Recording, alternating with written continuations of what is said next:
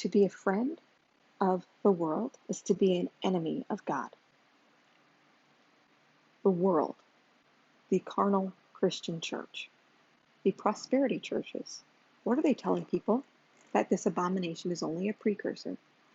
If you are a Bible teacher or a pastor and you're aware that we're living in the end times and you are coming into agreement with the worldly church, you are an enemy of God and you need to repent.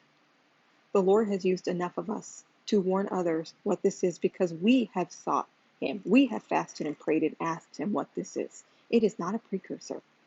How much more will people be deceived in the end times if the Pharisees, who knew the Torah better than anyone, did not see the evidence of the Messiah in front of them because they were so strong in their own wisdom and their own understanding that the Messiah must appear a certain way? How much more are you deceiving those in your congregations because you are just so certain the mark has to appear a certain way? Ecclesiastes says there's nothing new under the sun. Isaiah 46:10 says, I declare the end from the beginning. In Genesis, it says that Eve was deceived by Satan. So shall it be at the end. In Revelation, the false prophet and the beast were thrown into the lake of fire because they deceived people into taking the mark. It's not going to be obvious where people are going to be standing up on a stage with an announcement. It is here. It is what we are telling you it is.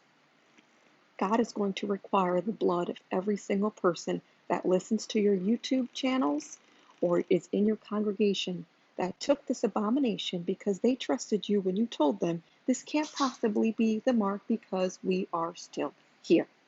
You need to repent and come out of agreement with the world because you are headed down a slippery slope. This is a rebuke for all of you teachers who are coming into agreement and telling people that this abomination can't possibly be the mark when you are deceived. And if you are one of these people that's asking your pastor or your online YouTube teacher, is this okay to take? Can I take this? Is this the mark? You are deceived and you're already lost because you're not seeking the Lord. You need to lean on the Lord's wisdom and not your own. And shame on you for wanting to take this because these abominations are made with the aborted tissue of aborted, murdered children.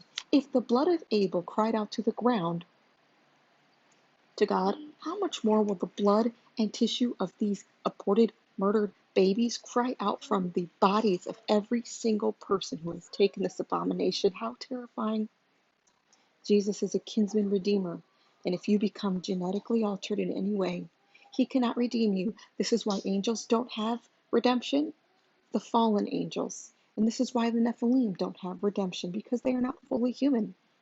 Get out of agreement with the world, repent, and stop lying to your congregations. Stop lying to your online followers because you're afraid to offend someone. Get in the prayer closet, get away with God, seek His face, and stop lying to people. Repent. God is coming back for a spotless bride, without blemish, just like Noah, undefiled, uncorrupted in the DNA. You need to repent.